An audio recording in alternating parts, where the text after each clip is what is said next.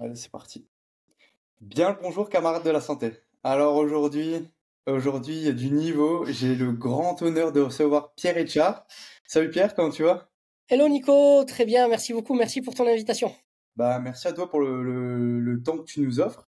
Alors, il y a peu de gens qui le savent, mais je me suis intéressé à l'ostéopathie grâce à toi.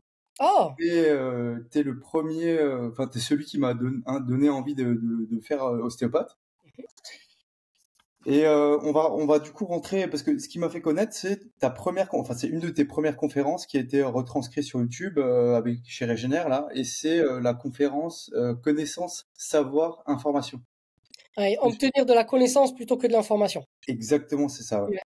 Et du Et tu coup, sais que, tu sais que, tu sais que ce titre, c'est le titre d'une conférence de William Garner Sutherland. ok, non, je savais pas.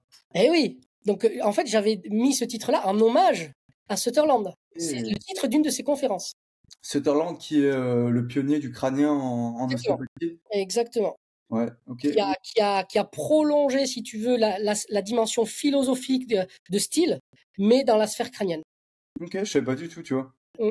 Et ça nous emmène sur ce sujet-là, parce qu'aujourd'hui, c'est vrai que l'information est accessible à tout le monde, tout le temps et partout. C'est ça? Et en fait, on rentre quasiment plus dans tout ce qui est savoir, et dans la connaissance, mais je vais te laisser développer, si tu veux, un petit peu la différence, selon toi, entre le savoir, l'information et la connaissance. Mhm. Oui, et puis cette dimension, elle est d'autant plus valable que, tu sais qu'à l'époque de Sutherland, euh, il n'y avait pas Internet. Ouais. D'accord? Donc, l'ère de l'information telle qu'on l'entend, nous la vivons, nous, aujourd'hui, au XXIe siècle. Mais avant ça, il y avait quand même cette notion d'information, surtout avec toute la révolution cybernétique qui est apparue au début du XXe siècle, où là, la notion d'information a vraiment été, si tu veux, codifiée.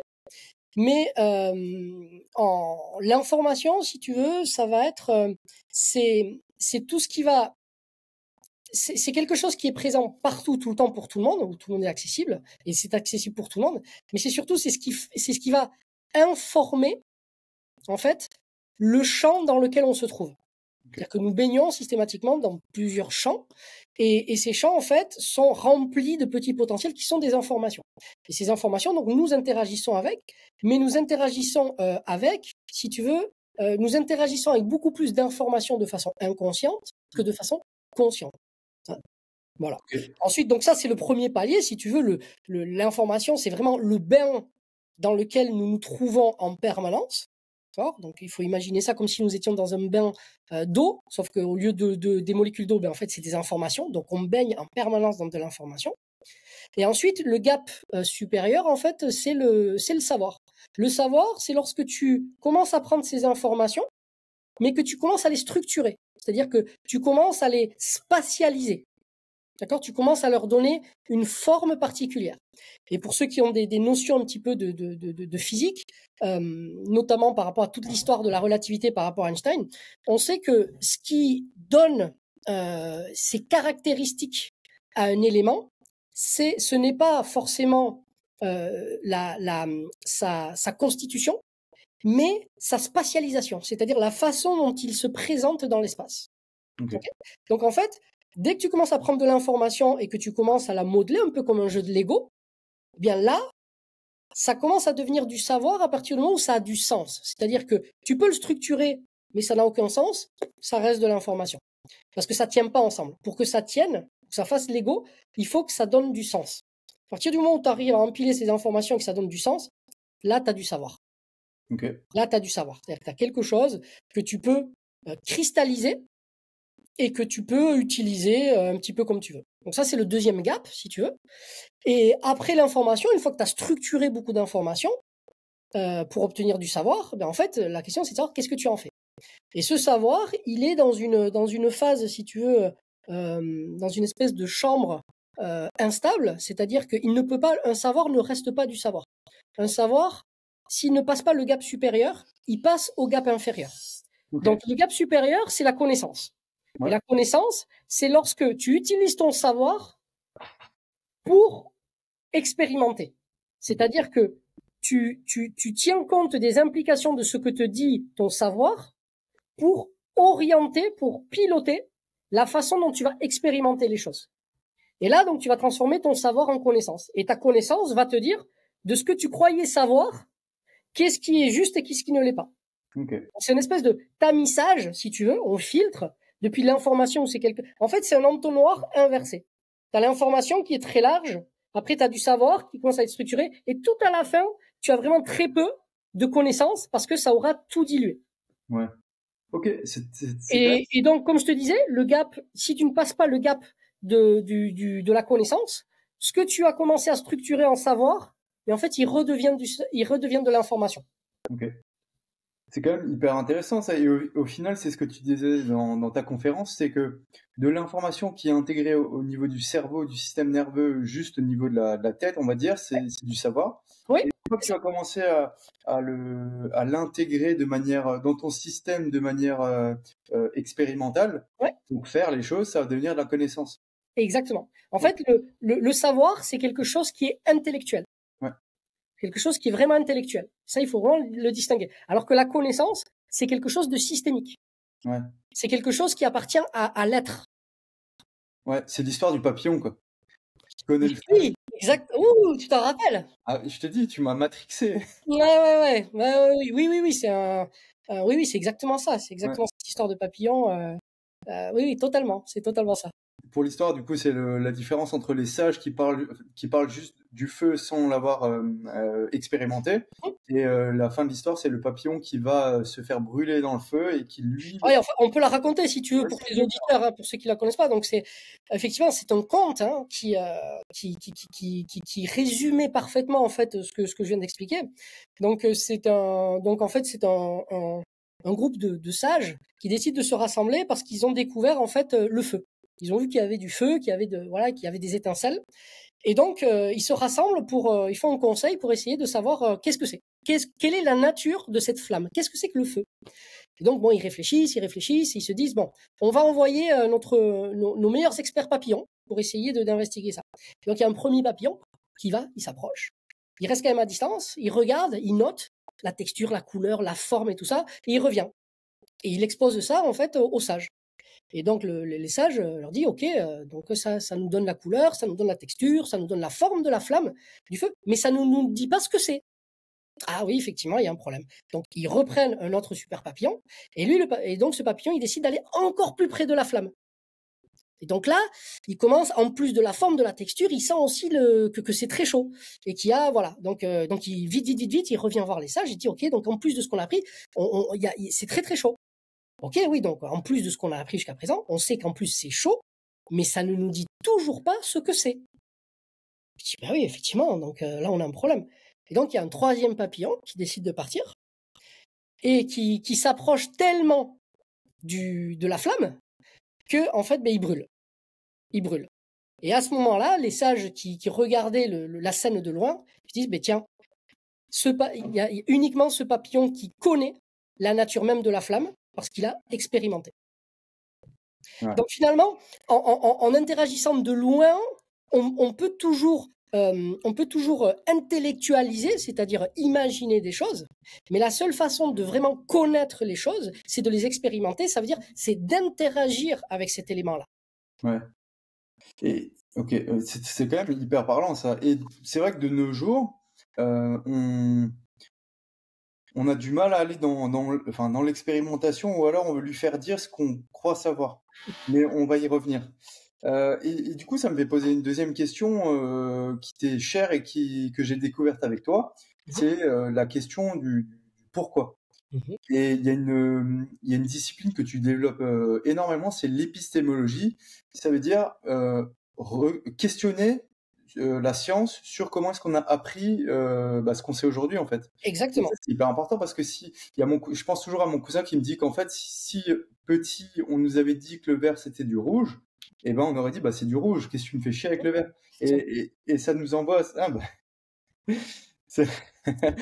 et du coup ça nous envoie à ça, l'épistémologie. Et c'est vrai qu'on se pose jamais la question, enfin moi je sais qu'en cours on nous donne des vérités comme ça, mais on revient jamais sur comment est-ce qu'on a su ce qu'on sait aujourd'hui, et on pose pas la question du pourquoi et des implications que ça a dans notre pratique de l'ostéopathie. Alors que c'est le plus fondamental, en fait. Cet aspect-là, si tu veux, la dimension épistémologique, c'est l'un des aspects que j'ai le plus mis en avant dans mon académie. Et d'ailleurs, c'est le sens même de mon académie. C'est pour permettre, en fait, c'est ce qui permet aux gens de s'approprier le savoir. C'est-à-dire de ne pas juste répéter, en fait, ce que les autres ont dit, mais c'est de comprendre dans ce qui est dit ce que nous pouvons comprendre et ce que nous pouvons utiliser individuellement. Ça responsabilise chacun d'entre nous notre rapport au savoir. Et ça, pour moi, c'est quelque chose de fondamental. Et ça, si tu veux, si tu ne fais pas d'épistémologie, c'est très très difficile parce que tu n'as pas, non pas que tu n'as pas l'intelligence, mais tu n'as pas l'outil.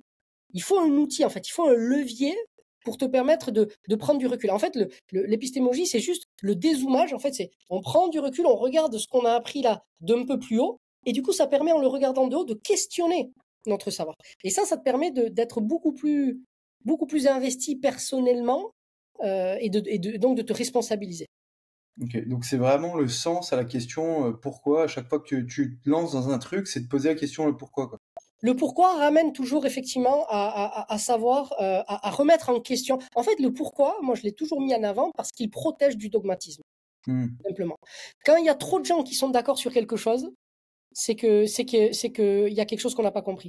Parce que normalement, les idées doivent en fait doivent diverger et ils doivent justement s'enrichir de cette divergence.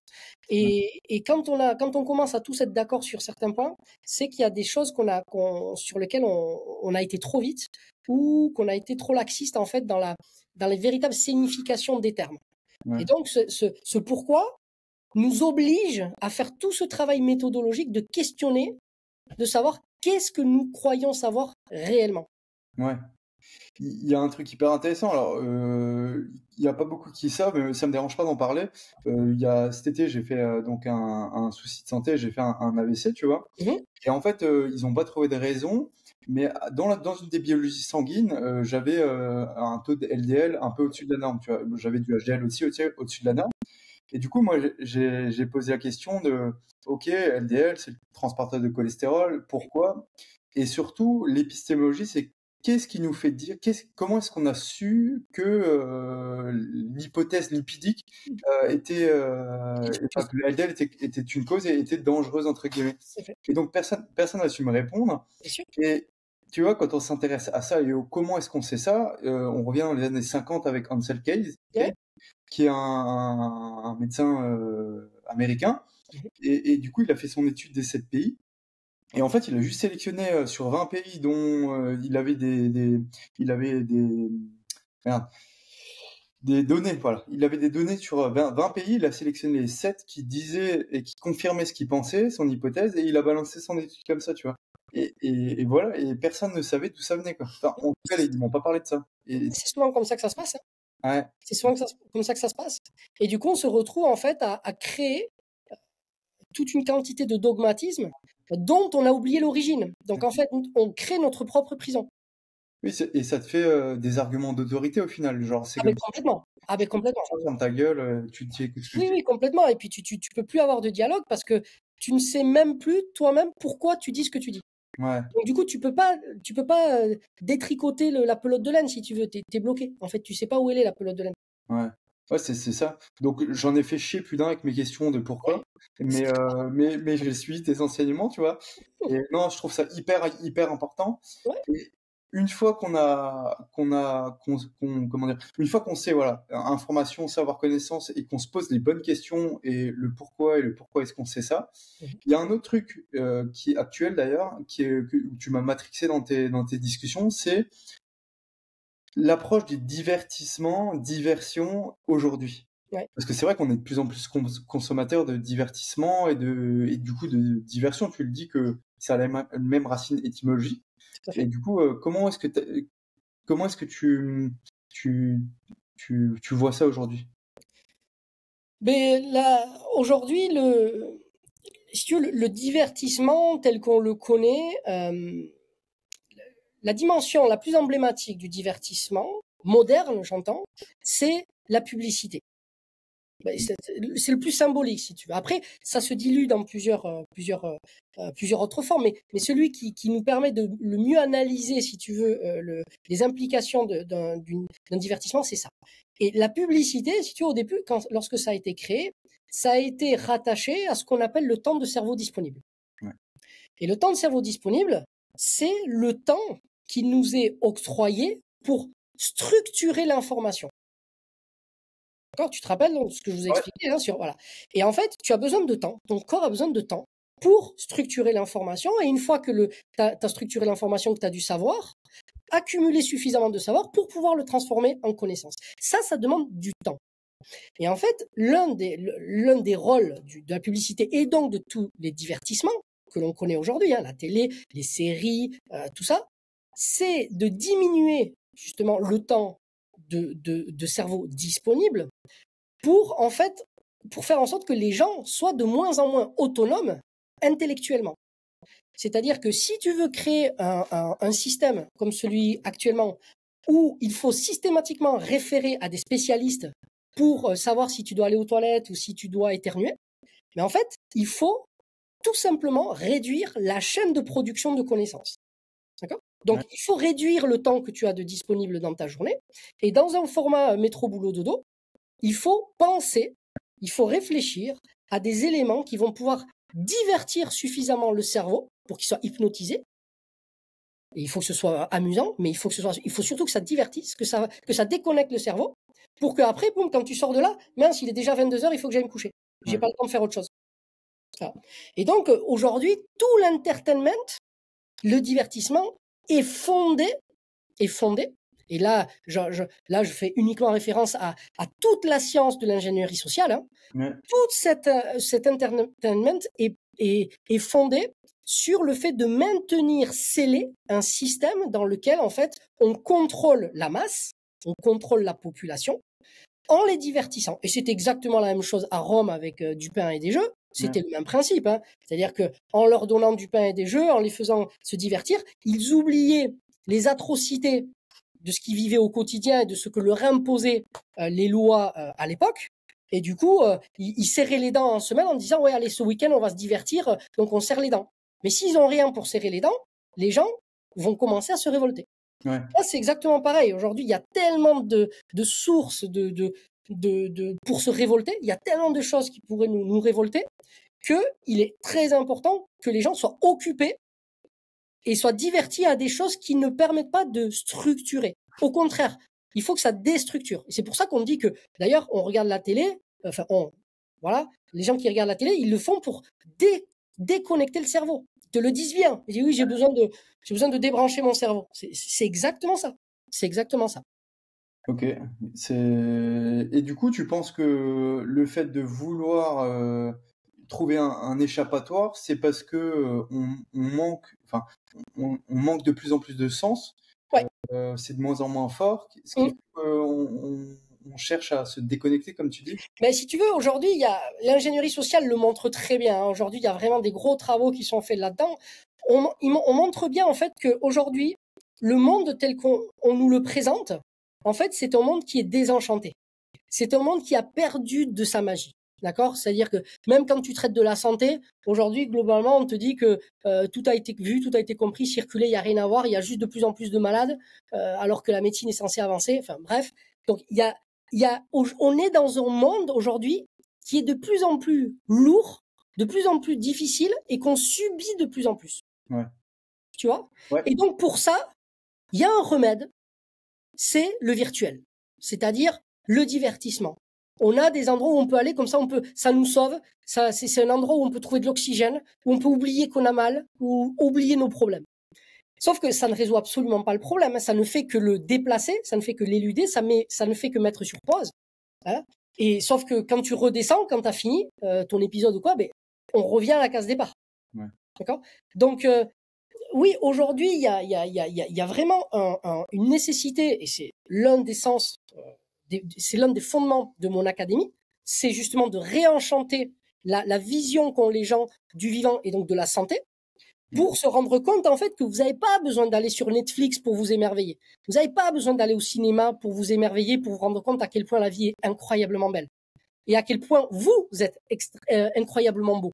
Tu vois? Ouais. Parce que vous n'avez pas besoin d'aller voir Brad Pitt pour vous dire qu'il y a des gens qui sont beaux. Vous l'êtes vous-même. Mais c'est uniquement parce qu'on a passé trop de temps à vous dire que vous étiez nul, que vous étiez pas assez ceci, pas assez cela, que il y avait plus rien à prendre, et puis de toute façon, ne faites pas des études sur en physio ou en truc, parce que de toute façon, il y a des spécialistes pour ça.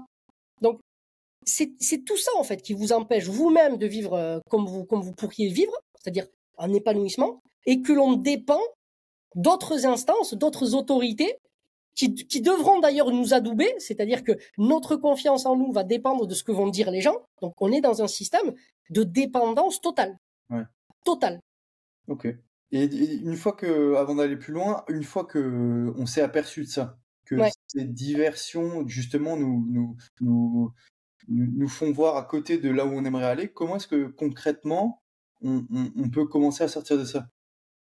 Déjà, le fait d'en prendre conscience, ça permet de revoir un petit peu les balances. C'est-à-dire de s'accorder, de diminuer le temps de diversion et de s'accorder plus de temps de structuration.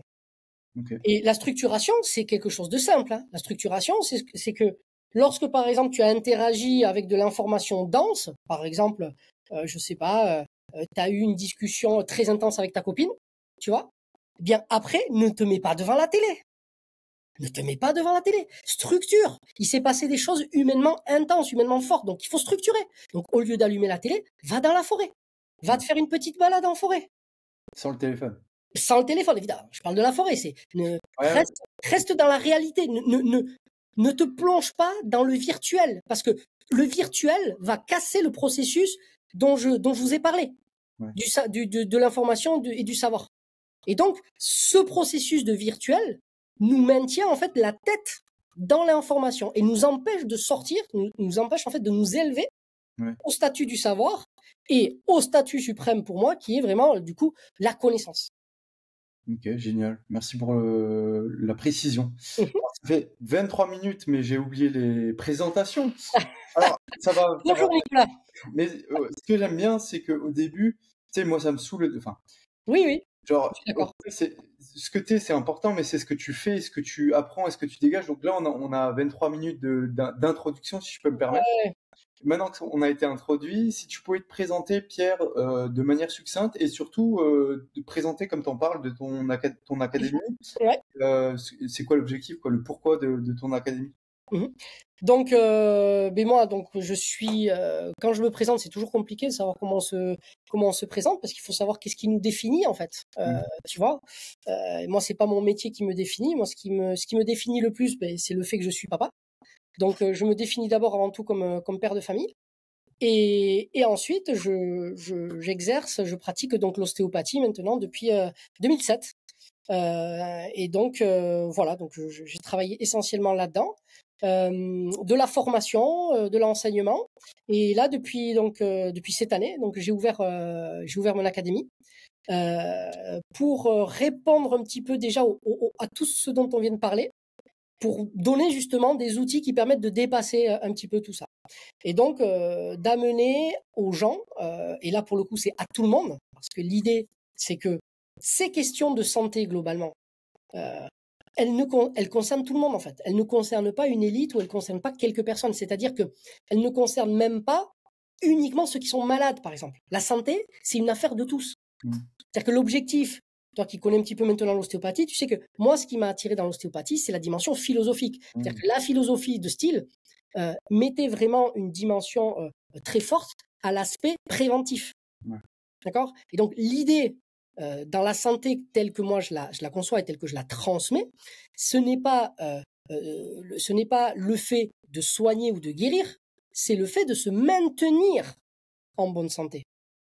D'accord ? Le vrai challenge, c'est ça, c'est-à-dire de comprendre, d'avoir une écoute suffisante aux véritables besoins d'un être vivant pour pouvoir anticiper et pour éviter en fait les dérèglements pathologiques.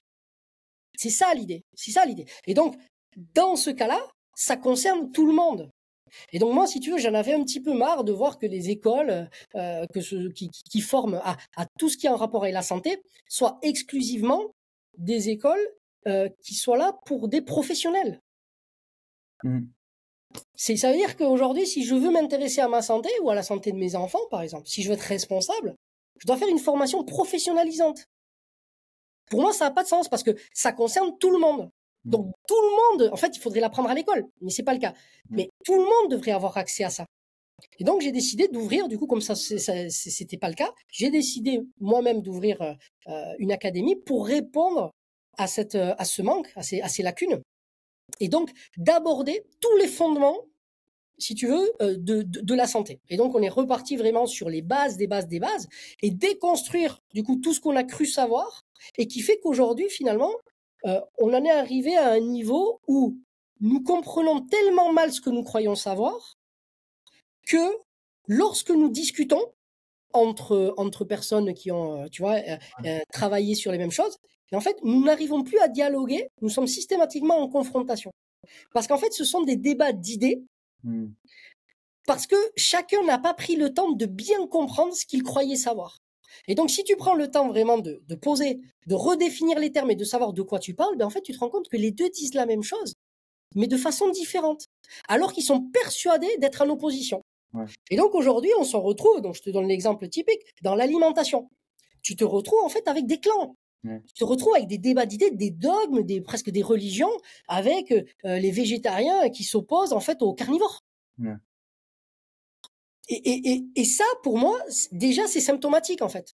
Le fait qu'il y ait des gens qui défendent un modèle, pour moi, c'est symptomatique. Ouais. Et pour moi, voilà, pour moi, il y en a ni l'un ni l'autre qui ont raison. Enfin, personne n'a tort et tous les deux ont raison. Ouais. Mais pas sur les mêmes points. Sauf qu'il faudrait que chacun fasse l'effort de comprendre et de remettre en question les points sur lesquels ils ont été peut-être un petit peu vite. Ouais. C'est tout. Ça me parle parce qu'au final, c'est pour ça que c'est important d'apprendre et d'intégrer les bases, on va dire, et pas juste des règles. Mais C'est ça. on va y revenir entre principes et règles, Ouais. comment ça fonctionne, et en fonction de comment on sait que ça fonctionne, et ben on peut mettre en place des choses qui marcheront peut-être pour nous et peut-être pas pour d'autres, quoi. C'est ça. Et le problème, c'est que l'humain a une tendance à la facilité, Ouais. à créer des règles en fait, à créer des règles et à ne pas du coup rendre hommage en fait à la complexité du vivant et à faire une généralité de la connaissance. Et ça, c'est un vrai problème. Encore une fois, c'est les gens ne comprennent pas la différence entre savoir et connaissance. C'est-à-dire que quand il y a quelque chose qui a fonctionné pour toi, ça fonctionne pour toi. Et tu ne peux en rien généraliser pour d'autres. À la limite, le mieux que tu puisses faire, c'est essayer de comprendre dans le processus qu'est-ce qui a fait que ça a marché pour toi. Ouais. Mais par contre, de dire que oui, moi j'ai fait ça, ça a fonctionné. Donc, mais il y a beaucoup plus statistiquement de chances que ça ne fonctionne pas pour quelqu'un d'autre que ça marche. Ouais. Parce que le nombre de facteurs qui rentrent en jeu dans les processus de régulation sont énormes. Ça a été le premier module qu'on a travaillé à l'académie. Donc au mois de mars, on a eu un module, donc un module entier, une semaine entière pour revisiter l'homéostasie. Donc c'est pour te dire, là où c'est nommé dans un Marieb qui fait 900 pages, c'est sur 3 lignes. Tu vois, là on a fait une semaine, quoi. On a fait une semaine parce que c'est quelque chose qui est au fondement de nos raisonnements et c'est extrêmement mal compris. Extrêmement mal compris. Du coup, tous les raisonnements qui viennent par-dessus sont forcément faussés. Ouais. Ils sont forcément faussés. Est-ce que tu peux nous dire, parce que ça allait être dans la continuité, ton travail a fait que tu t'intéresses, ta passion du vivant a fait que tu t'intéresses à l'homéostasie, à l'hormèse, à L'hormèse et à l'homéorésie. Et du coup, est-ce que tu peux nous définir ces termes-là? Est-ce que ça engendre? Enfin, c'est compliqué de faire ça en... Et oui, c'est comme je viens de te l'expliquer, en fait. Moi, j'ai eu besoin d'avoir les gens avec moi pendant une semaine pour en arriver là. Tu vois? Parce que justement, aujourd'hui, nous n'avons pas les outils pour pouvoir comprendre. C'est-à-dire qu'on n'a pas les lunettes qui permettent de regarder ce qu'on a besoin de voir. Tu vois, c'est comme les lunettes 3D. Si tu vas voir un film 3D sans lunettes, je dis oui, mais vous pouvez pas me passer le film 3D là, s'il vous plaît? Oui, mais bon, si t'as pas les lunettes, tu vas pas l'apprécier. Tu vas voir que c'est différent, ça va peut-être te faire mal aux yeux, mais tu vas pas pouvoir bénéficier de ce que cela apporte réellement. Ouais. Tu vas pas avoir le frisson de la profondeur, par exemple. Tu vois? Ouais. Donc, et là, c'est pareil, en fait, pour l'homéostasie, l'hormèse et l'homéorésie. Ça a été toujours c'est toujours la question qu'on m'a posée. Et ça aussi, c'est une tendance, le fait de penser qu'on peut tout redéfinir comme ça en une ligne.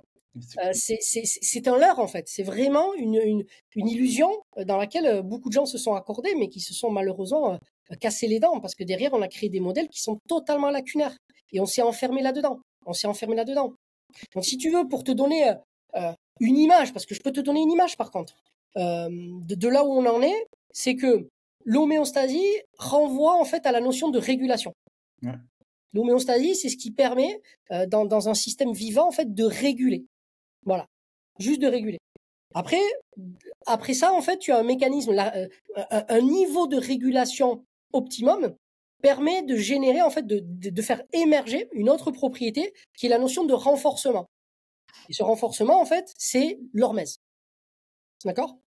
Et donc, de la même façon, ce renforcement, lorsqu'il est systémique, il va renforcer, il va agrandir, si tu veux, la capacité de ta régulation.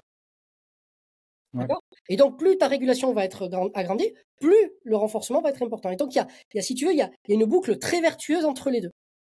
Et l'homéorésie, c'est ce qui va permettre ça. C'est-à-dire, c'est le lien, la connexion, l'interface entre l'homéostasie et l'hormèse. Homéostasie, hormèse. Et pour que ce soit vertueux, c'est-à-dire pour que ce soit quelque chose qui soit croissant, eh bien, il faut comprendre les principes qui sous-tendent l'homéorésie. C'est-à-dire la façon dont les liens se créent dans les différents phénomènes. Voilà. C'est la science, en fait, l'homéorésie, c'est la science, l'homéostasie, c'est la science de la régulation. L'hormèse, c'est la science du renforcement. Et l'homéorésie, c'est la science des relations, du lien. Ok. Donc, en gros, si je comprends bien, c'est, par exemple, prenons l'exemple de l'exposition au froid. Ouais. Plus je vais m'exposer au froid de manière progressive dans ma capacité adaptative, plus je vais me renforcer et plus je vais pouvoir aller de plus en plus loin. C'est l'attracteur étrange de Lorentz qui image bien. Attends, est-ce que je vais la trouver? Étrange. Oui, c'est Edward Lorenz, hein. Ouais. Ouais. Alors, attends, merde. Bouge pas, je vais essayer de choper une image. Attracteur de Lorentz. Tac. Mais tu l'as. Je l'ai. Tac, rien. T'en as un attracteur ici, hein, sur mon t-shirt. Hein. Bah voilà. J'ai même pas fait attention, tu vois, je pensais pas que c'était un attracteur étrange. Oui, c'est un attracteur. C'est un attracteur avec un cœur au centre. Incroyable. Et c'est le logo de l'académie. Ah, je savais pas. Eh oui.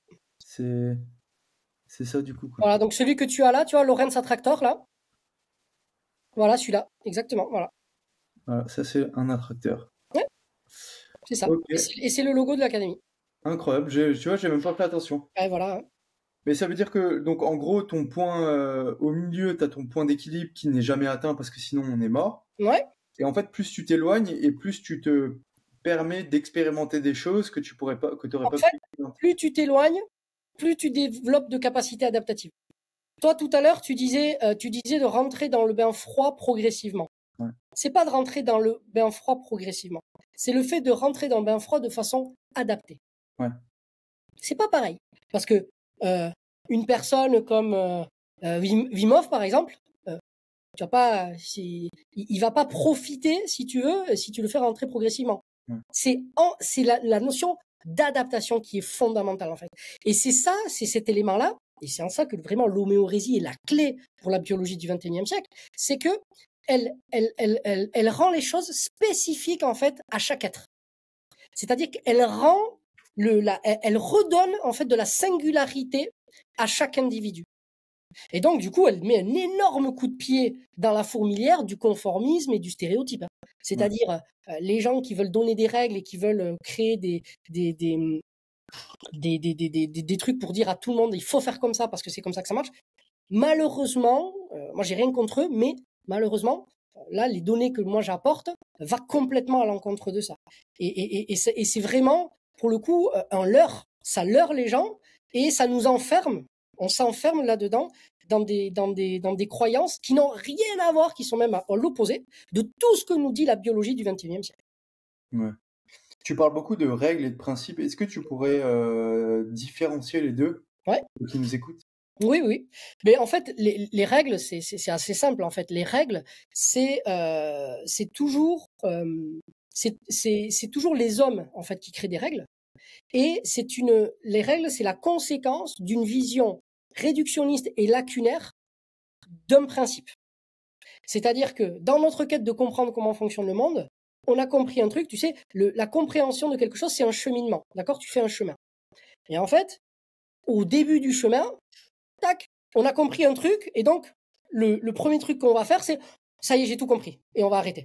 Ça y est, j'ai tout compris. Et donc à partir de là, on va ériger une généralité, on va faire une généralisation qui va créer une règle en fait. C'est-à-dire que dans tel contexte, c'est comme ça. Sauf que on n'a pas vu qu'on avait encore énormément de chemin à parcourir qui va justement qui va diluer en fait notre compréhension de cette règle. Et donc la règle va nous enfermer dans une vision lacunaire et qui n'est que le reflet de notre pensée réductionniste. Et les règles, elles sont souvent là pour imposer un pouvoir sur l'autre. C'est-à-dire que déjà, c'est toujours les hommes qui créent des règles, et c'est des hommes pour les autres hommes. C'est-à-dire que c'est pour pouvoir asseoir un pouvoir et pour pouvoir imposer quelque chose à l'autre. C'est une espèce, si tu veux, d'argument d'autorité, la règle. C'est comme ça. On a décidé, tu peux dire, si tu veux, mais cette règle, elle est idiote. Ah oui, mais c'est comme ça. On a décidé, on a voté. Donc, en fait, on t'impose, dans une administration ou quoi, on t'impose voilà, des gens ont décidé que c'était comme ça, donc ils vont asseoir leur pouvoir par rapport à ça. Et donc les règles, et d'ailleurs c'est rigolo parce que c'est parce que justement la règle est lacunaire et qu'elle est du coup très loin de la réalité et des principes que nous sommes obligés de les imposer. Ouais. D'accord? Ouais. C'est pour ça que on est obligé d'utiliser du pouvoir et de la force systématiquement quand il y a des règles. C'est-à-dire qu'il faut punir si la règle n'est pas respectée, il faut punir. Donc il y a toujours ce truc-là. Alors que le principe, en fait, le principe, il n'est pas de nous. Le principe, il est de la nature globalement. C'est un principe la règle, si tu veux, c'est nous qui la créons en tant qu'adultes intellectuellement. Ouais. Alors que le principe, il s'impose à nous. Le principe, il s'impose à nous. Il y a des choses qu'on n'a pas décidé, ou qu'on le décide ou pas, ou même que nous le comprenions ou que nous ne le comprenions pas, ou même encore plus loin, que nous en ayons conscience ou que nous n'en ayons pas conscience, c'est quand même là. D'accord? C'est-à-dire que, par exemple, la régulation, la régulation et la pression sanguine est régie par des principes qui étaient déjà là avant qu'on les comprenne. Ouais. Ou avant même qu'on en prenne conscience. Tu vois, elle ne dépend pas de notre niveau de compréhension intellectuelle. Alors que les règles ne sont que la conséquence de notre compréhension intellectuelle, mais qui, forcément, par définition, est lacunaire. Ok. Et est-ce que on pourrait arriver à faire la différence ou à faire une distinction entre une règle et un principe? Ou Oui, un principe, tu peux pas la contourner. ok. Est-ce que tu as un exemple, le Oui, sommeil? oui, le sommeil, l'hydratation, la respiration, la gravitation, Ok. voilà. Il y a des choses, tu peux pas les esquiver, sinon ça va altérer, ça va dénaturer ce que tu es en tant qu'être vivant, jusqu'à presque te faire disparaître. Ok. Il y a des choses avec lesquelles tu es obligé de faire. Alors que les règles, bon, tu vois, hein, les règles, tu peux les contourner et c'est un peu le pas vu pas pris. Ouais. Les règles. Chat et la souris. Ok, ça me parle. Pas vu pas pris, c'est-à-dire que si tu arrives à esquiver le truc mais que personne ne t'a vu, eh ben tu seras pas puni. Par contre, avec le principe, c'est impossible. C'est-à-dire que personne ne va arrête de respirer, tu vois, pendant 10 minutes, tu vas leurrer personne. Ouais. Tu vas leurrer personne. Ah, La sanction, elle est immédiate, quoi. Ouais. Voilà.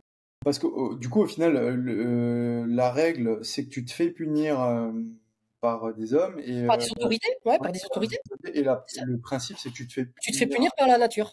Ok. Voilà. Là, il n'y a pas le choix. Ouais. Tu parles d'adaptation d'Hormèse. Du coup, l'Hormèse, c'est Ouais. la répercussion, quoi, de. Et d'ailleurs, si tu me permets, Nico, d'ailleurs, c'est pour cette raison que mon académie, en fait, porte ce nom.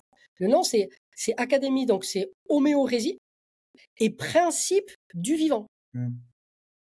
En fait, parce que ce que je souhaite transmettre, en fait, aux académiciens, c'est changer c'est OK, eux, là, ils connaissent tous les règles par cœur, ils ont appris, voilà. Et là, on va apprendre les principes. Parce que le problème, c'est que le vivant, lui, les règles, il s'en fout, en fait. Lui, Ouais. il fonctionne avec des principes. Et pour l'instant, on essaie de construire une biologie, on essaie de créer un raisonnement dans notre façon de manger, dans notre façon de boire, de faire du sport, de dormir, tout ça, à partir de règles. Donc, ça peut pas marcher, en fait. Ouais. Donc, l'idée, en fait, c'est de revenir aux principes et de voir quels sont réellement les principes qu'il y a derrière les processus qui construisent le vivant. Et Ouais. donc qui construit notre santé. Parce que la santé, c'est juste la conséquence de la façon dont nous interagissons, soit avec ces principes, soit avec les règles. Plus on Ouais. interagit avec des règles, en fait, plus on va avoir de symptômes. Et plus on interagit avec des principes, moins on aura de symptômes. Ouais. C'est le fameux il faut dormir 8 heures. Ok, Oui, c'est une règle. le fameux il faut, ouais. Ouais, ouais. C'est quoi bien dormir? Est-ce qu'il Ouais, faut vraiment dormir 8 heures si on dort bien? Enfin, comment est-ce qu'on a su qu'il fallait dormir 8 heures? Enfin, il y a plein de questions qui ça. se. Pour quelle raison il faut dormir 8 heures? Ouais. Ah, ça, ok. Ok, mais là, du coup, il y a des petites pistes à explorer. C'est hyper intéressant. Est-ce que tu penses que aujourd'hui, notre mode de vie, c'est un peu un bras d'honneur à notre biologie, à notre exceptionnalité, si je peux le dire comme ça? Oui, oui, oui, oui, oui, mais complètement. C'est ce que je viens de dire en fait différemment. Mais aujourd'hui, en fait, nous ne faisons pas hommage, nous ne rendons pas hommage à notre potentiel, parce qu'en fait, nous sommes des potentiels, parce que en fait, nous ne respectons pas les principes. Nous, en fait, on veut jouer à un jeu. On veut qu'il y ait des règles. Donc on joue, on essaie de voilà. Mais sauf que les règles, on ne veut pas les apprendre. On veut les imposer. C'est-à-dire que nous voulons. C'est comme si toi, imagine, t'arrives dans un nouveau sport, un sport que tu connais pas. Imagine, bon, c'est du foot. T'as jamais entendu parler du foot, tu sais pas ce que c'est. Tu vois une équipe de foot qui joue, tu rentres, tu connais pas les règles. Et tu vas commencer à jouer, mais ce que tu vas faire, en fait, c'est que tu vas pas demander les règles. Tu vas les inventer toi-même. Tu vas dire en fonction de ce que tu crois, de ton vécu, de ton expérience, de ceci, cela. Tu dis, ah, bon, mais quand il y a un ballon rond, en fait, il faut le prendre à la main. Tu vois, je sais pas, parce que tu as peut-être vécu en Angleterre, tu Ouais. vois, 19e siècle, tout ça, et tu rugby. Mais en fait, nous, c'est ce que nous faisons avec la biologie actuellement. C'est que notre arrogance, notre manque d'humilité, nous amène à imposer les règles d'un jeu qui était déjà là avant nous. Ouais. D'accord? Donc, au lieu de dire, waouh, merci de nous faire participer à ce jeu, expliquez-nous les règles pour qu'on puisse kiffer. Parce que plus on connaîtra les règles, plus on connaîtra les subtilités, plus on va kiffer. Ouais. Ben oui. Eh ben oui. Parce que comme tu connais pas les règles, franchement, tu t'ennuies dans un sport.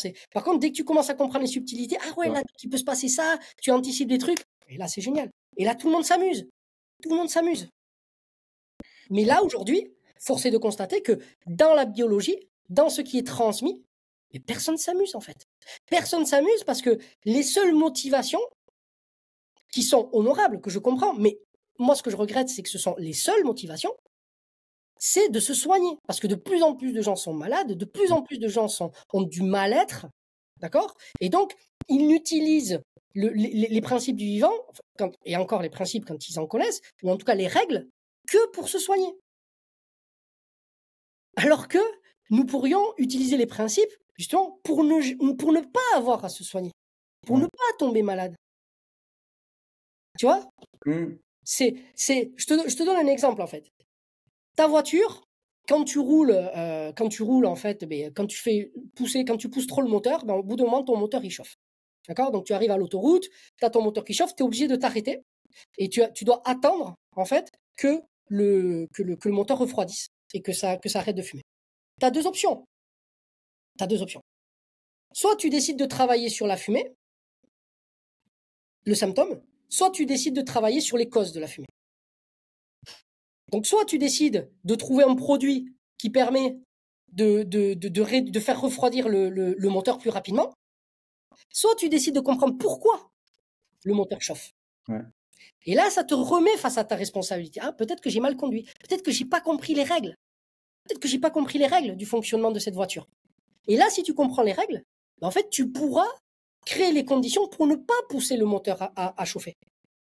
Et là, non seulement, mais c'est bingo, parce que non seulement le moteur il va pas chauffer, donc il va durer plus longtemps, et toi, tu vas beaucoup plus apprécier la conduite, parce que tu seras pas obligé de t'arrêter systématiquement.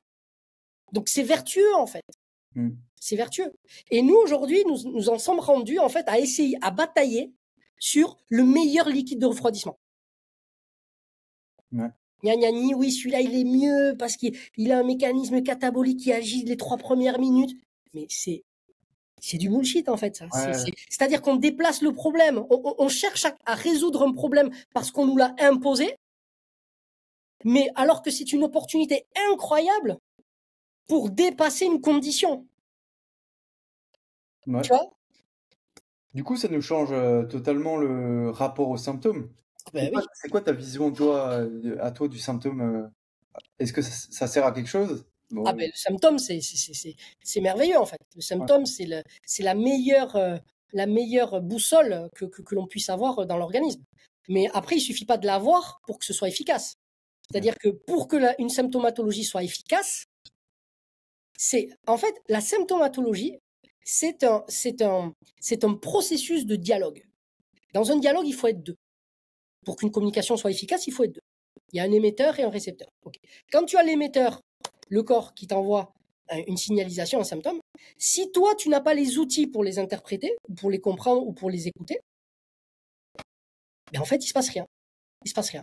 Tu te rappelles ce que je disais sur l'information et le savoir? Ouais. Que l'information se structure? Eh bien voilà. Le symptôme, c'est une information. Et si toi, tu n'as pas les outils pour pouvoir structurer cette information, eh bien ce symptôme, tu vas passer complètement à côté. Et tu vas être incapable de faire le lien entre, par exemple, entre ta migraine et ce que tu as mangé 2 jours avant. Ouais. Voilà. Et tu vas te dire, non, mais en fait, c'est les ordinateurs, je reste trop sur les écrans, ou parce que j'avais oublié mes lentilles, ou j'avais oublié mes lunettes. Parce que tu n'as pas les outils, en fait. Tu n'as pas les outils. Et donc, le symptôme, tu ne vas pas le comprendre. Tu ne vas pas le comprendre. Surtout qu'aujourd'hui, on nous a appris à faire du symptôme un ennemi. Ah ben oui, mais alors ça c'est le corollaire si tu veux. C'est-à-dire qu'à partir du moment où tu ne comprends pas quelque chose, où tu ne le connais pas, tu en fais un ennemi. Ben oui. Ouais. Tout ce qu'on ne connaît pas, nous, on en a peur et c'est un ennemi. Dès le moment où tu fais l'effort de faire un pas en avant vers cet élément ou vers cet inconnu, que tu apprends un tant soit peu à le connaître, ben en fait, tu n'as plus peur et tu en fais un allié. Ouais. C'est pareil même à l'échelle humaine. Hein. À l'échelle humaine, les gens qui nous font peur pour X raisons ou qu'on déteste, on déteste, tu vois, les gens pour qui on voue, des gens à qui on dit, dont on dit du mal, tu vois, c'est souvent parce que on projette des choses sur eux et qu'on n'a pas pris le temps d'aller vers eux et d'apprendre à les connaître, tout simplement. Est-ce que tu amènes ça en consulte d'ostéo, par exemple, où les gens ils ont des symptômes et tu vas venir les questionner et leur donner peut-être une trajectoire différente à prendre ou des options par rapport à ce qu'ils ont? Comment est-ce que tu arrives à l'amener, ça? De quoi? Comment je traite la dimension symptomatologique? Ouais, voilà, par exemple, je sais pas moi, il y a une dame avec un symptôme, une polyarthrite rhumatoïde, tu vois? Ouais. Comment est-ce que tu arrives à est-ce que tu le fais ou comment est-ce que tu arrives à amener la chose, le questionnement? Le questionnement par rapport à quoi? Par rapport aux symptômes, tu vois? Comme on part du principe que le symptôme, il est là pour Oui, nous mais en l'occurrence, là, le symptôme, c'est quoi? polyarthrite rhumatoïde, c'est des difficultés Oui, à mais la polyarthrite rhumatoïde en lui-même, c'est le symptôme de plusieurs autres symptômes. ouais. Voilà. Donc, moi, ma question, en fait, c'est à quelle échelle est-ce que tu te places? Est-ce que pour toi, le symptôme, c'est la maladie elle-même, c'est-à-dire c'est la polyarthrite rhumatoïde, ou est-ce que ça va être les autres facteurs qui, cumulés, donnent la polyarthrite rhumatoïde? Par exemple, la fatigue. Ouais, Une dame, qui a il y a une ouais. fatigue et comment est-ce que tu abordes ça et comment est-ce que tu lui Ah ben là, il y a toute une dimension, si tu veux, clinique, sémiologique, dans laquelle il faut être extrêmement rigoureux. pour lequel, en fait, il faut connaître les différentes causes et les différentes sources d'une asthénie. Parce que déjà, tu as différents types d'asthénie, différents types de fatigue et différentes causes, du coup. D'accord? Donc, c'est pour ça qu'il est fondamental, en fait, de bien connaître la physiologie humaine, tu vois, pour savoir, effectivement, à quoi réfère tel type de fatigue ou tel type d'asthénie dans tel ou tel contexte. Là, tu touches un point très important que j'ai pas très observé, par exemple, en cours, tu vois. C'est que les profs, ils nous donnent des trucs sans nous donner les implications. En gros, c'est tout con, mais par exemple, la biomécanique en biophysique, Ouais, on nous apprend la bioméca, ouais, tout mais bête. on nous dit pas pourquoi est-ce que c'est important. Ouais, On se rend compte seulement 3 ans ou 4 ans après, quand on se retrouve face à une merde en clinique, par exemple, c'est ça. on se dit putain, en fait, la bioméca, c'était important. Et on m'a pas expliqué le pourquoi. C'est le problème de l'enseignement pour moi, généralement, et attention, voilà, c'est, ça manque en fait, encore une fois, pour moi, ça manque d'homéorésie en fait. C'est-à-dire que ça manque de lien. Ça manque de lien. Les choses sont trop séparées les uns avec les autres. Et souvent, comme tu as beaucoup d'enseignants qui enseignent différentes matières, ils ne communiquent pas forcément entre eux. C'est-à-dire qu'ils vont communiquer pour faire des réunions pédagogiques, pour faire des bilans et tout ça. Mais fondamentalement, ils vont pas se revoir pour dire, tiens, dans tel cours, moi j'ai abordé ça, est-ce que toi, tu t'as rebondi sur ça? Tu vois, il n'y a pas d'enchevêtrement qui fait qu'on perd parfois le lien et le sens des choses. Et donc, on apprend bêtement. Et quand on apprend bêtement les choses, ben en fait, ton savoir, il se retransforme en information. Mm. Et oui, parce qu'il n'y a pas de prise, en fait, dans ton être. Ça reste très, très intellectuel. Et ce qui est intellectuel comme ça reste quand même très, très volatile. Si tu Ouais, l'assimiles pas ouais. entièrement, ça peut rester. C'est-à-dire que plus l'idée intellectuelle est lumineuse, on va dire, tu vois, lumineuse dans sa pertinence, Mhm. tu vois, plus elle va rester longtemps. Tu vois, elle va rester. Mais par contre, elle aura quand même, par définition, une durée limitée. C'est-à-dire que si à un moment donné, cette idée lumineuse ne se raccroche pas Ouais. à de la connaissance, c'est-à-dire à de la pratique, comme ce qu'on fait en clinique, tu Mhm. vois, eh bien, ça va repartir. Aussi lumineuse soit l'idée. Finalement, c'est au lieu de se construire un système avec des liens partout entre chaque matière, Mhm. on balance juste un bout de matière là, un bout de matière Ouais. là, mais on les met pas ensemble, quoi. Oui, C'est vraiment ça oui, le problème. oui, il faudrait qu'il y ait un lien, il faudrait qu'il y ait un pont entre chaque. Alors, il y a ça, et puis après, il y a aussi la question de la temporalité. C'est-à-dire que souvent, tu apprends des choses avant d'autres, Mm. et c'est pas tout à fait logique. Par exemple, la biomécanique, tu devrais l'apprendre, enfin, physique, hein. Je parle de la biomécanique physique, les principes physiques de la biomécanique, tu devrais l'apprendre avant l'anatomie. Mm. Et tu devrais après commencer un peu d'anatomie une fois que tu as fini la partie physique, et après rebondir sur la biomécanique.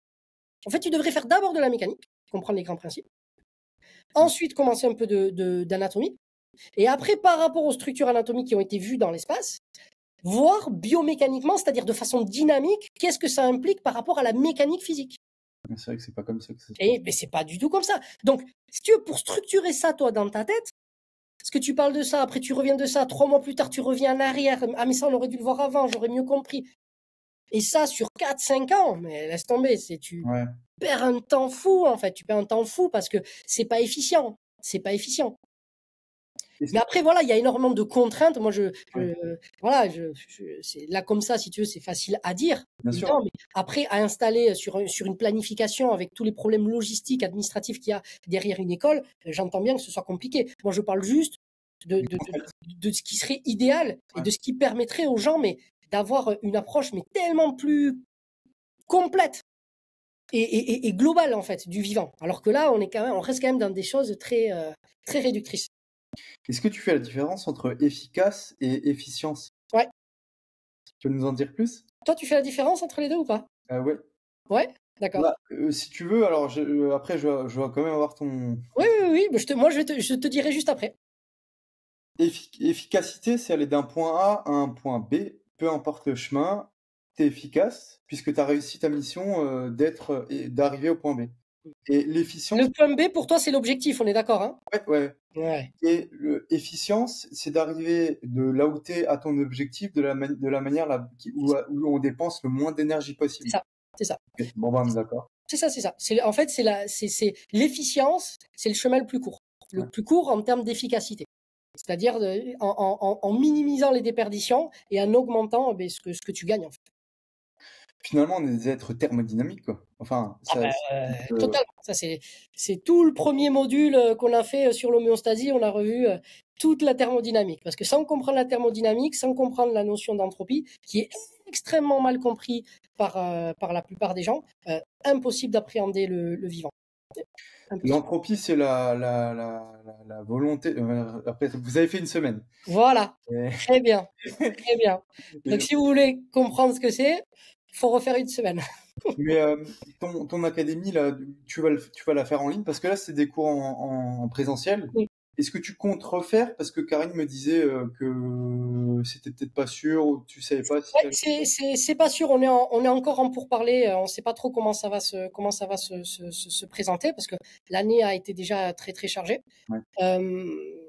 Pour l'instant, on a encore le dernier module là qui arrive, qui se fait à la fin du mois de septembre là, tu vois, sur l'homéorésie, que j'attends depuis tellement de temps pour enfin la rentrer dans le vif du sujet. Mais tout le reste était indispensable, quoi. Là, je pense qu'ils sont tous prêts pour pouvoir vraiment rentrer dedans. Et après, on verra. On a une deuxième formation qui arrive fin octobre, qui est dans le prolongement de ça. Donc, je ne sais pas si on pourra en parler. On en parlera peut-être dans une autre émission. Mais qui est dans le prolongement de ce travail du coup sur l'homéorésie. Et après l'année prochaine, on verra. Mais on va attendre d'abord de faire le point sur ça parce que ça demande beaucoup de temps, beaucoup d'énergie. Et puis ça va dépendre aussi de la demande et de la ferveur, hein, du besoin que sollicitent les gens par rapport à ça. Ok, intéressant. On arrive à peu près à 1 heure là. Je pense que ça fait déjà beaucoup et on va couper cet échange ici pour l'instant. Ouais. Pour juste résumer en gros la première heure d'échange que j'ai eu avec toi, on a parlé du triptyque information, savoir, connaissance. Et l'important en fait, c'est juste d'extirper de l'information. Enfin, le plus important pour nous, c'est d'accumuler de la connaissance pour interagir dans le monde, si je peux m'exprimer ainsi. Ouais. Et c'est de s'éloigner de. Enfin, je sais que moi, mon problème, c'était que je voulais tout le temps avoir des nouvelles informations sans pour autant Mais c'est le leurre, si tu veux, c'est ce qu'on disait tout à l'heure, c'est le leurre du divertissement actuel. C'est-à-dire qu'aujourd'hui, on pense que ce qui va augmenter notre capacité ou notre efficacité, c'est d'accumuler de l'information, en fait. Mais l'information, vous n'avez pas besoin de l'accumuler. Il y en a partout déjà. Vous baignez dedans. Donc arrêtez de nager et vous brassez de l'air, en fait. Vous brassez de l'air, ça sert à rien. À la limite, ce que je peux comprendre, c'est qu'on cherche à accumuler du savoir. D'accord? Parce que là, on a structuré d'une certaine façon, avec une certaine efficacité l'information. Mais là, c'est pareil. C'est-à-dire que si vous cumulez au bout d'un moment et que vous ne le transformez pas en connaissance, ça redevient de l'information. Donc, vous avez perdu du temps. C'est-à-dire que si vous avez cumulé trop de savoir, au bout d'un moment, vous vous rappelez même plus de ce que vous avez appris et vous savez pas, et vous en faites rien, en fait, dans votre quotidien. Ouais. Donc, il vaut mieux cumuler un peu de savoir, on transforme en connaissance. Et cette transformation en connaissance va faire émerger de nouvelles propriétés qui va nous donner un meilleur cadre pour être beaucoup plus sélectif sur le type de savoir dont on a besoin. Ouais. Alors que si tu fais que cumuler du savoir, finalement, tu es dans du tout venant. Ouais. Dans du tout venant. Tu es dans des gravats. Tu prends. Moi, je donne souvent cet exemple parce que ça m'avait vraiment choqué d'un ami. J'étais à la fac où à l'époque il était super content parce qu'il avait acheté un disque dur externe de 1 Tera, je crois à l'époque c'était le premier, et il m'avait dit il avait l'intégrale de je sais pas combien de centaines de grands artistes musicaux, tu vois, de jazz, de blues et tout ça. J'ai dit ok, c'est incroyable. Mais il était super fier de lui, hein. Je dis mais tu vas en faire quoi en fait de tout ça? Parce que t'as pas assez d'une vie pour les écouter. Et maintenant que tu les as, moi je pense que ça va rester dans un coin et que tu vas continuer à écouter tes CD en fait. Ouais. C'est à l'époque où on écoutait encore des CD. Et c'est ce qui s'est passé. Ouais. C'est-à-dire qu'on a une illusion de se dire on remplit. Mais le remplissage en lui-même n'est pas un acte qui permet de nous nourrir. C'est un peu la même chose, si tu veux. Là, ça, j'en ai parlé lors du stage de l'hormèse. Parce que les gens pensent qu'en fait, ce qui est important, parce qu'on a traité du coup de la dimension alimentaire, les gens pensent que ce qui est important, c'est ce qu'on mange. Mais non, ce qui est important, c'est pas ce qu'on mange, c'est ce qu'on assimile. Parce que ce qu'on mange, en fait, c'est juste un potentiel qui va être transformé lors de la digestion et qui va être encore transformé lors de l'assimilation. Mais il y a très peu de choses à voir entre l'assimilation et ce qu'on mange. Ouais. D'accord ? Et donc, là, c'est pareil. C'est-à-dire que si tu accumules énormément de savoir, c'est comme si tu bouffais beaucoup de choses ou que tu buvais beaucoup d'eau d'un coup. Et tout ce que tu vas gagner, c'est d'aller aux toilettes, en fait. Ouais. Donc, à part faire travailler tes reins, à part faire travailler ton foie, ton pancréas et les épuiser, mais en fait, tu vas rien gagner. C'est de la consommation. Ouais. C'est de la consommation. Mais dans le sens péjoratif du terme. Ouais. Finalement, vas-y. Et effectivement, il y a ce problème aujourd'hui de consommation du savoir. C'est-à-dire qu'il y a beaucoup de gens qui proposent des choses, mais qui sont en fait relativement vides de contenu, qui sont extrêmement marketés, c'est-à-dire qu'on dit souvent aux gens ce qu'ils veulent entendre pour les amener, pour les appâter, et en fait c'est des coquilles vides, mais parce qu'on leur promet de la consommation. On leur promet des quantités, quitte à ce que ce soit vide. Les gens préfèrent être assurés d'avoir une quantité plutôt que d'avoir peu, mais qualitatif. Tu vois, et donc ça, c'est toute la perversion du monde dans lequel on vit, et c'est ça qui fait qu'aujourd'hui, beaucoup de gens, mais comme toi, hein, beaucoup de gens, on passe de formation en formation, ils ont cumulé des formations, mais pour combler un vide, en fait, qui ne se comble pas en créant de nouveaux trous. Et moi, c'est dans cette perspective que j'ai créé justement cette académie, parce qu'on me dit, mais du coup, toi, c'est une formation supplémentaire. Mais en fait, non, parce que moi, cette formation, elle déconstruit en fait tout ça. C'est-à-dire que moi, ce que je propose dans ce cadre-là, c'est d'être en amont de ce qu'on apprend dans les formations. C'est-à-dire d'analyser, d'un point de vue épistémologique, tout ce que l'on croit savoir et de voir les mécanismes qu'il y a derrière. Ce qui fait que le travail qu'on fait là à l'académie, non seulement permet effectivement de s'outiller de façon plus efficace, mais surtout ça permet de faire une mise à jour par rapport à ce qu'ils ont appris auparavant. Moi, j'ai plusieurs académiciens qui m'ont dit, punaise, je viens de comprendre avec ce que tu viens de me dire, un truc que j'ai fait il y a 2 ans. Ouais. Tu vois ? C'est incroyable. Ben ouais. Donc l'intérêt même de l'académie, il est là. Ouais. C'est pas une énième formation pour moi, parce que sinon, moi j'ai un métier déjà. Tu vois, je suis ostéopathe, je vis de mon métier et ça me suffit. Donc ça, moi, je le fais. Cette aventure de l'académie, je le fais parce que il me semble que c'est nécessaire en fait.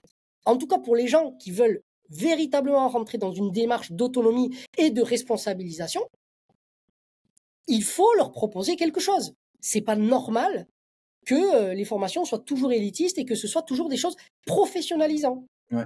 Nous sommes en tant qu'individus, nous avons aussi des responsabilités en tant qu'individus sur cette planète. Donc ça concerne tout le monde. Ok. Donc, posons-nous la question du pourquoi, on sait ça. Et en fait, la question du pourquoi, comme les enfants de 2 ans, ils n'arrêtent pas de la poser, même 3, 4, 5 ans. Ouais. Pourquoi? Posez-vous ces questions-là et faites la différence entre... Et ne vous emprisonnez pas comme moi, par exemple, dans la recherche de l'information. Il faut le transformer en connaissance. Ouais. Et là, on a fait à peu près le tour c'est le plus important, quoi, de cette première heure. Je pense. Okay. Je pense. Après, il y avait la différence entre règles et principes, mais ça, je pense qu'on est bon. On a bien fait le tour. Oui, c'est à peu près ça. Hein. Eh ben, écoutez, je vous donne rendez-vous pour la deuxième partie de l'échange juste après. Et si vous avez bien aimé cet échange-là, mettez un petit pouce, un petit like, abonnez-vous pour être au courant de la sortie de la deuxième partie. Et puis voilà. À tout de suite. À tout de suite. Merci beaucoup.